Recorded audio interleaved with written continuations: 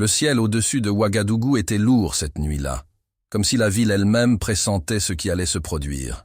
Au palais de Kossiam, le président Ibrahim Traoré marchait seul dans un couloir ancien, éclairé uniquement par de douces lumières murales. Son visage était serein, mais son cœur battait sous le poids de quelque chose qu'il ne pouvait ignorer. L'intuition du guerrier ne l'avait jamais trahi. Et maintenant, elle murmurait « Il y a du poison dans l'air ». Tout avait commencé 10 jours plus tôt, par un simple bruit en coulisses. Un retard inhabituel dans un rapport militaire. Un murmure interrompu au téléphone. Un regard échangé entre 2 colonels lors d'une réunion. De petites fissures dans le ciment de la confiance. Traoré avait appris très tôt que, en politique, surtout lorsqu'on porte un passé révolutionnaire, la trahison ne vient jamais de l'extérieur. Elle pousse comme une mauvaise herbe parmi les siens. Cette nuit-là, alors qu'il examinait des documents dans son bureau, une silhouette silencieuse entra sans s'annoncer. C'était un vieux fonctionnaire, connu uniquement sous le nom d'Amadou, qui travaillait discrètement aux archives depuis l'époque de la Révolution. Il ne dit rien. Il posa simplement une petite clé USB sur la table et déclara « Ils ont commencé à creuser le trou ». Puis il partit. Le président visionna le contenu, les yeux fixes, des enregistrements vocaux, des images de réunions secrètes, des noms mentionnés avec imprudence, des promesses faites à des étrangers en échange de soutien. Ils tentaient de vendre le pays, et ils étaient sur le point de réussir. Le lendemain, Traoré convoqua le seul homme en qui il avait confiance pour une telle affaire, le capitaine Naba Zongo. Jeune, discret, loyal jusqu'à la moelle. Les 2 hommes se rencontrèrent à l'extérieur du palais, dans un atelier de réparation de radio, camouflé parmi des équipements cassés et des boîtes à outils. « Ils ne savent pas que tu es revenu du Nord », dit le président. « Utilise cela. Sois une ombre. Trouve les noms. Prouve tout. Et ne parle à personne. Pas même à moi, si ce n'est pas sûr. » Zongo acquiesça d'un geste et disparut le jour même. Il adopta une autre identité, changea de vêtements, brûla son téléphone et s'infiltra dans les couloirs, où la trahison respirait tranquillement. En seulement 48 heures, il connaissait déjà 2 noms qui confirmaient le contenu de la clé USB. Le colonel Dabir et le lieutenant Soulman, tous 2 en contact avec des agents étrangers, tous 2 promettant une transition pacifique, après la chute du gouvernement actuel. Le plan était clair. Ils profiteraient des répétitions du défilé de l'indépendance pour infiltrer des troupes déguisées autour du palais. L'offensive commencerait à l'aube, lorsque la garde serait en rotation. La radio nationale serait prise en premier, puis la télévision, avec l'image du nouveau leader déclarant que Traoré avait démissionné pour des raisons de santé. Mais il y avait autre chose. Zongo remarqua un schéma étrange. Beaucoup de rencontres entre les traîtres avaient lieu près d'un centre culturel récemment rénové, un endroit sans surveillance, mais avec une acoustique parfaite pour des enregistrements. Il installa des micros et des caméras camouflées et attendit. C'est ainsi qu'il entendit la phrase qui changea tout. Yacouba est dans le coup. Avec lui, le peuple ne réagira pas. Yacouba Séré. Le même général qui avait porté Traoré sur ses épaules lors de la cérémonie de la victoire révolutionnaire. Le même homme qui discourait sur la souveraineté avec des larmes aux yeux. Il était le pilier qui soutenait le faux moralisme militaire. Et maintenant, le cerveau de la trahison. Zongo ne dormit pas cette nuit-là. Il écrivit, imprima et rassembla des preuves. Il retourna au palais à l'aube, remit tout en main propre au président. Le regard de Traoré se figea en lisant le nom. « Yacouba » dit-il, comme s'il avalait des éclats de verre. Mais il ne cria pas. Il ne brisa rien. Il respira profondément et déclara « J'active maintenant l'opération Sable silencieux ». Les jours suivants, le gouvernement agit comme si de rien n'était. Le président souriait lors des événements publics. Il visitait des écoles. Il inaugurait une clinique. Pendant ce temps, dans l'ombre, 2 nouveaux officiers étaient secrètement affectés à des postes clés, des casernes réorganisées, des codes d'accès changés. Toute la structure de la sécurité nationale fut inversée sans que personne ne s'en rende compte. À la veille de la tentative de coup d'État, Traoré réunit son équipe loyale dans un bunker souterrain à l'extérieur de la capitale.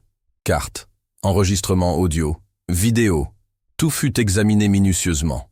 Il pointa un endroit marqué en rouge. Yacouba sera là. En attendant de célébrer notre chute, nous allons faire en sorte qu'il célèbre son propre échec. Zongo fut désigné pour diriger l'action finale. Ces hommes, Tous volontaires, tous éprouvés dans leur loyauté, se positionnèrent autour de la structure. Aucun mot ne fut prononcé à la radio. Tout se passa en silence. À 0004, Dabir entra dans le bâtiment, suivi de Suleiman et de 2 autres conspirateurs.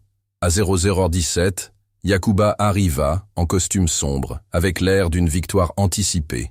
Et à 0031, les portes furent verrouillées de l'extérieur. « Militaires du peuple !» cria Zongo en entrant avec son unité. « Personne ne tire, personne ne meurt.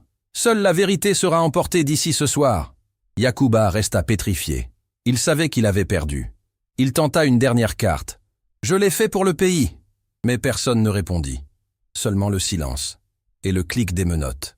Pendant ce temps, au palais, Traoré observait tout en temps réel. Il ne sourit pas. Il ne se lébra pas. Il ferma simplement les yeux une seconde, comme pour remercier le ciel pour un jour de plus où le pays n'avait pas saigné. Le lendemain matin, avant que les réseaux sociaux n'explosent de rumeurs et de théories, le président apparut en direct à la télévision d'État. Sans veste, sans ornement, dans un simple uniforme militaire. « Aujourd'hui, je viens en tant que soldat », commença-t-il. « Parce qu'hier, ils ont essayé de tuer l'avenir de cette nation avec des mensonges vêtus d'uniforme. » Il ne donna pas de nom. Il ne cria pas. Mais il fut clair que personne ne serait au-dessus du peuple, que la trahison serait traitée avec justice, pas avec vengeance, et que tant qu'il respirerait, le Burkina Faso serait une terre d'enfants libres, non de serviteurs d'intérêts étrangers. L'impact de son discours résonnait encore sur les radios lorsque les arrestations commencèrent, silencieuses, sans éclat, une par une. Les noms ne furent pas immédiatement divulgués. Ce n'était pas le moment d'alimenter le chaos. Le pays était dans un état de choc contenu, comme un arbre frappé par un éclair silencieux. Les feuilles encore vertes, mais le tronc déjà fissuré à l'intérieur. Alors que la population reprenait sa routine, sans imaginer l'ampleur de ce qui avait été évité, un nouveau processus commençait à prendre forme dans les couloirs du pouvoir. Traoré savait que capturer les traîtres ne suffisait pas. La maladie était plus profonde. Le système était contaminé, et il n'avait pas l'intention de soigner seulement les symptômes. Le même jour, il créa un groupe spécial d'investigation, baptisé Commission du Cœur, composé de citoyens ordinaires, enseignants, juristes, paysans, mères de soldats. Des gens qui ne devaient de rien à personne, sauf à leur conscience. Aux côtés de Zongo, ce groupe aurait toute liberté pour enquêter sur chaque division, chaque ministère, chaque officier de haut rang. Les questions étaient simples, mais directes. D'où vient cet argent? Pourquoi cette nomination a-t-elle été faite? Pourquoi votre nom apparaît-il dans 3 listes différentes d'appels d'offres avec des entreprises étrangères liées à l'ancien régime? À chaque réponse évasive, un nouveau dossier était ouvert. À chaque mensonge, un nouveau visage était démis de ses fonctions. La population observait tout, avec un mélange de surprise et d'admiration. Personne ne croyait que le gouvernement aurait vraiment le courage d'affronter la machine de l'intérieur. Mais ils étaient là. Des généraux anciens devant rendre des comptes à de jeunes cadets, des colonels répondant à des commissions populaires. Un pays assistant à la naissance de la justice, non pas par la main du pouvoir, mais par celle de la vérité. 10 jours après l'échec du coup d'État, Traoré convoqua une réunion d'urgence avec le haut commandement militaire. Tous les noms étaient là. Les loyaux, ceux qui s'étaient tus, ceux qui avaient tremblé au moment critique. Debout, sans table, il les fixa, un par un. « Vous avez des enfants ?» demanda-t-il. « Oui, monsieur », répondirent certains. « Et si demain, un étranger frappait à votre porte, en offrant de l'or pour vendre leur avenir, que feriez-vous » Silence.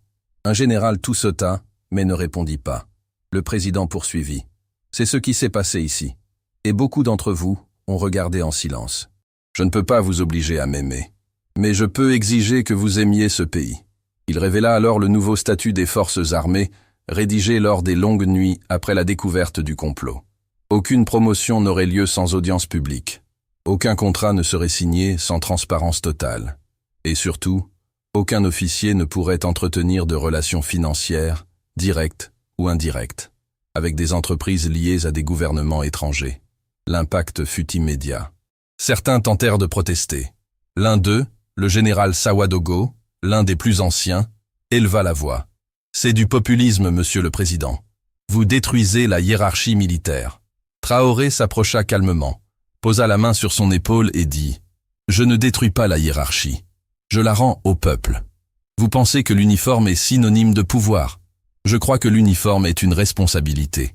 Si vous voulez du pouvoir sans responsabilité, allez servir ailleurs. » La semaine suivante, le pays vécut une série de changements qui semblaient sortis d'un rêve. De jeunes officiers furent promus sur la base de leur mérite, pas de leur nom de famille. Les missions sur le terrain furent désormais accompagnées d'observateurs civils. Et le symbole de la Révolution, l'étoile noire sur fond rouge, commença à être distribué comme un signe d'honneur, uniquement à ceux qui avaient résisté à la corruption. Mais tout le monde n'était pas satisfait. À Paris, à Bruxelles, à Washington, les analystes de politique internationale froncèrent les sourcils. Le gouvernement qu'ils espéraient remplacer était plus fort que jamais. Et maintenant, avec un soutien populaire renouvelé, leurs canaux d'influence s'asséchaient lentement. Et les visages qui souriaient autrefois lors de dîners diplomatiques étaient convoqués pour témoigner dans des enquêtes publiques. Un document divulgué par des journalistes indépendants révéla que, des mois avant le coup d'État, des entreprises liées à d'anciens colonisateurs avaient promis une stabilité financière au nouveau gouvernement si Traoré était destitué. Une des clauses mentionnait explicitement garantie de silence sur l'exploitation des ressources dans le nord du pays. Lorsque cette information atteignit les rues, la révolte fut immédiate.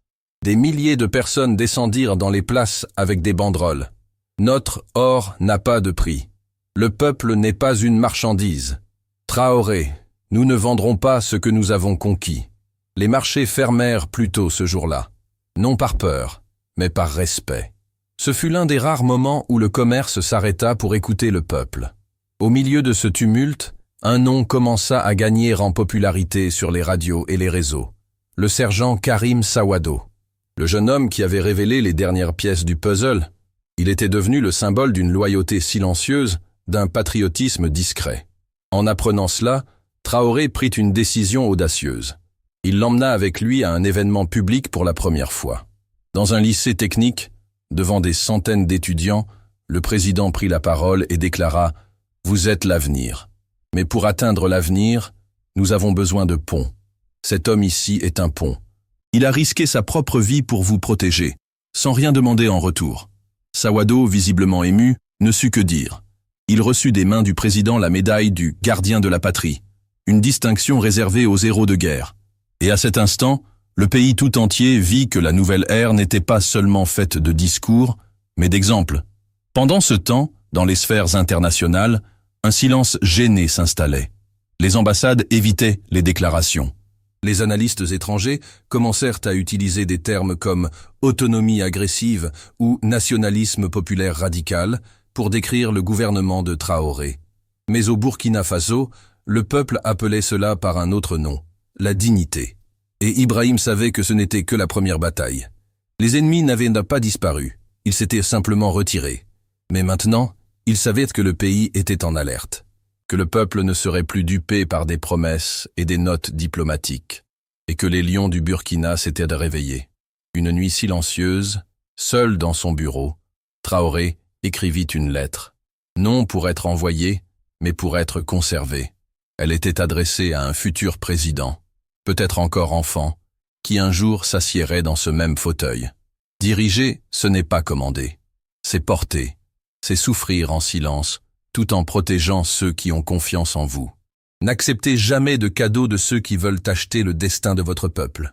Ne craignez jamais d'être traité de radical par ceux qui profitent de notre soumission. Et surtout, n'oubliez jamais, un pays ne meurt que lorsque son peuple s'agenouille. Et nous, ici, nous ne nous agenouillons pas. Il referma la lettre, la rangea dans une boîte en fer et regarda par la fenêtre. La ville dormait en paix, et pour la première fois depuis longtemps, lui aussi dormit. Le lendemain matin, alors que le soleil dorait les toits de Ouagadougou, Ibrahim Traoré marcha au milieu de la foule sans escorte. Les gens le saluaient non pas comme un chef, mais comme un frère. Un vieillard s'approcha et dit « Président, vous nous avez réveillés. » Traoré répondit simplement « Maintenant, nous ne dormirons plus jamais. » Et il continua son chemin, simple, ferme, invisible parmi les siens. Car le véritable leader n'est pas celui qui cherche à être vu, mais celui qui refuse d'abandonner son peuple, même dans l'ombre. Et au Burkina Faso, tout le monde savait, si l'ennemi revenait, il devrait affronter un peuple tout entier réveillé.